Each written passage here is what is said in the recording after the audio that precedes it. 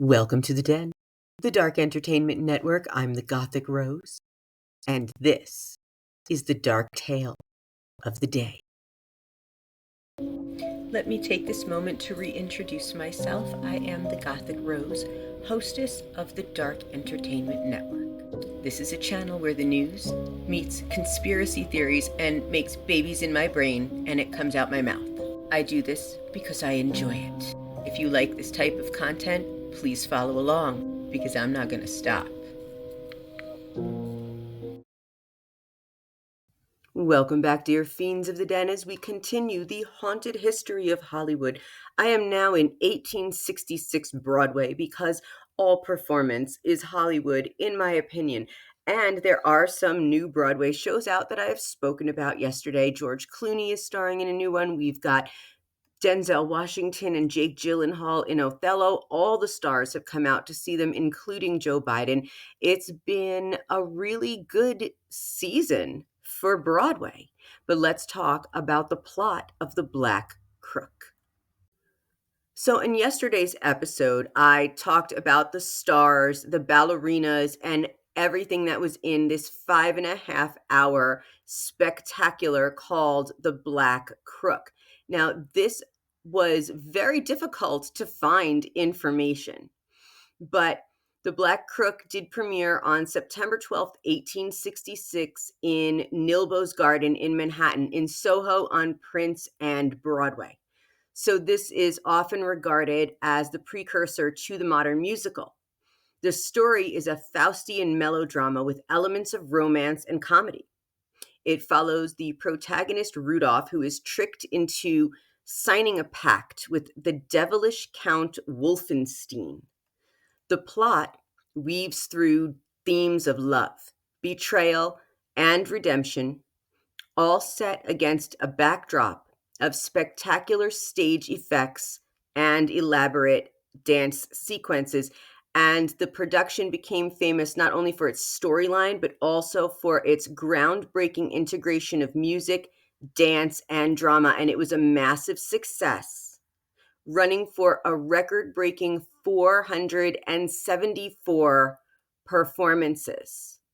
So the rest of the story goes, Rodolphe is a struggling artist, and he has a love interest named Amina. And their romance is threatened by the villainous Count Wolfenstein, who desires Amina for himself. To achieve his sinister goals, the Count conspires with Herzog, a sorcerer who has made a pact with the devil. Herzog is tasked with finding a soul to sacrifice in exchange for extending his own life. Rodolphe becomes entangled in this dark scheme when he is falsely accused of a crime and imprisoned. Herzog offers him freedom in exchange for his soul, but Rodolphe resists. Meanwhile, Amina is kidnapped by the Count, leading to a series of dramatic events involving magical interventions, daring rescues, and a descent into the underworld. The story culminates in a spectacular finale where good triumphs over evil, love is restored, and Rodolphe and Amina are reunited.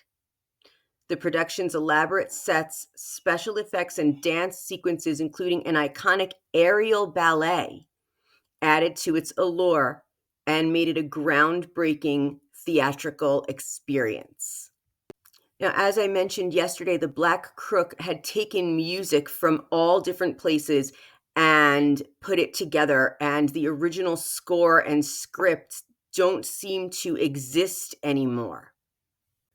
I mentioned yesterday that there were two very notable French ballerinas associated with the Black Crook, and they were Marie Bonfanti and Rita Sangalli. They were part of the Parisian ballet troupe that was integrated into the production.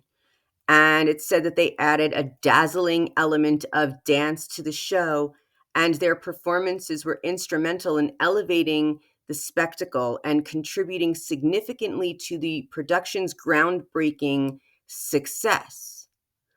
But These French ballerinas, along with others involved in the Black Crook, were part of a ballet troupe that had been stranded in New York after a fire destroyed their original venue, the Academy of Music. So then the troupe was incorporated into the production at Nilbo's Garden, and this added an even more spectacular visual element to the show. So the inclusion of these French ballerinas was pivotal in transforming the play into a groundbreaking theatrical experience, blending melodrama with dance and music. So that's the information that I could find on the Black Crook and Nilbo's Garden and any little secrets that go with it. So, what did you think? Have you heard of this musical? What do you think of any of the modern musicals that are out there? Let me know. And thank you for joining me on my haunted history of Hollywood. And with that, if you enjoy this content as much as I do, please like, subscribe, hit that bell, and leave a comment. And thank you for joining me in the den.